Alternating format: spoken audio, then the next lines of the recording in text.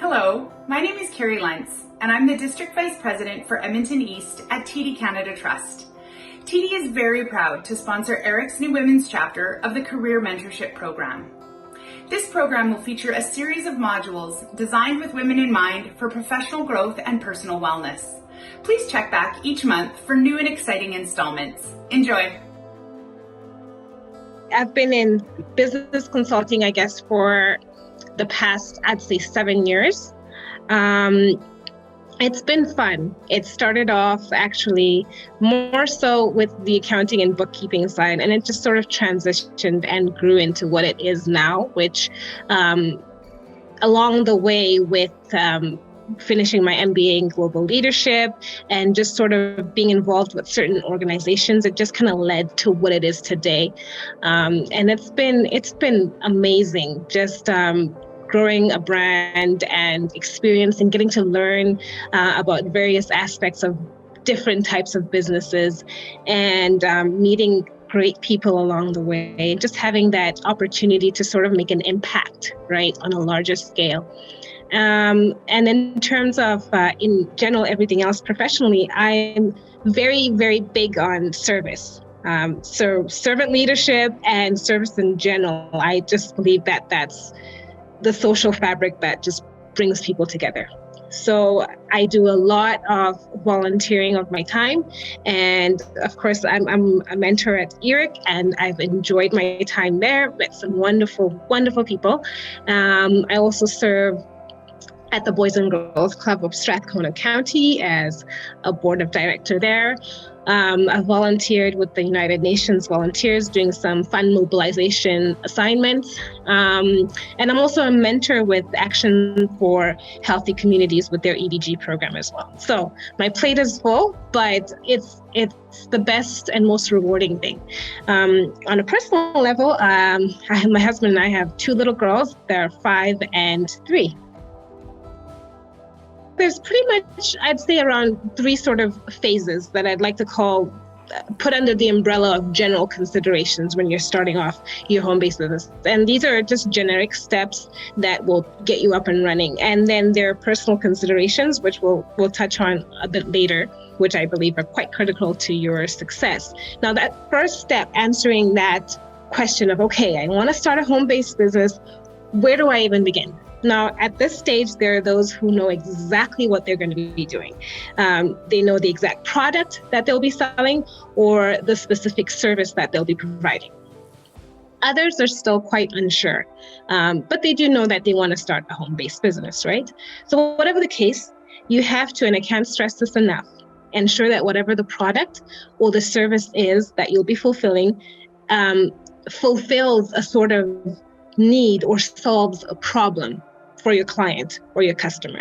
And this is actually one step that you'll continue to sort of assess and reassess throughout the life cycle of your business. So asking that question, is my product or is my product or my service still solving a problem or still fulfilling a need, right? Now, this assessment also directly relates to the ability to adapt and to innovate with your business. And it's basically just staying relevant with the ever-changing market, so to speak.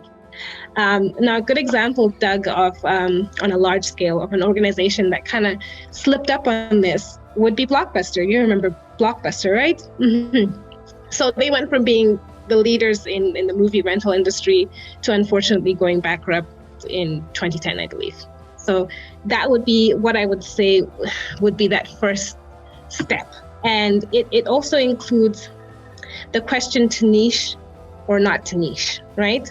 Many experts would say the best way to be successful is to find that specific niche and to stick to it. I mean, the smaller the niche, the better. You can really zone in on your targeted audience and go after them. But keeping in mind, of course, that whatever the case, the market doesn't stay fixed. So just to confirm, when I say niche market, basically that's just a portion of or a segment of the larger market. So a subset with its own defining preferences or unique needs. different to the larger market. So for example, setting up an online store that sells vegan apparel, right? That would be a very specific targeted niche market. Now, on the flip side, you may not know what niche you want to get into. And I'm of the personal belief that you can test the waters. When you do find the niche market, then you can zone into it. So given, of course, that you have that time and you have the resources to do that as well.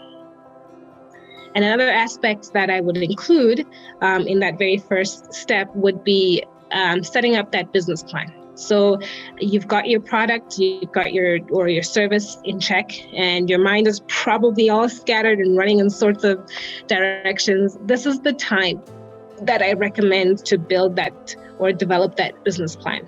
This is a very first step to sort of formally strategically planning out your initiatives for your business. It'll help you sort out the business map and on paper, right?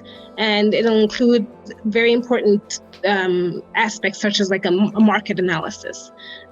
Usually there's those formal business plans, which are usually used if you're going to get funding or if you're going to look for funding, because they'll be required. And then there's informal ones where it's just organized on paper. Either way, write it down. It'll set your goals. It'll help you understand your market. It'll help you measure your growth and understand your overall financial situation. So there's many resources out there for anyone to just get that business plan going. And the last sort of bit in that first step would be research, read, right? Can't have enough of that. It's something I would say it also continues to happen throughout your journey as an entrepreneur. So do your research about your product, about your service, about the market, about the consumer, pretty much all aspects that touch the business. Keep learning. It's a very key element of being an entrepreneur. And the good thing is that in this current climate, there's so many platforms for people to just keep feeding themselves and learning. So don't be afraid to keep learning and growing as an entrepreneur. It's that continuous improvement mindset, that personal development that gives you sort of a competitive edge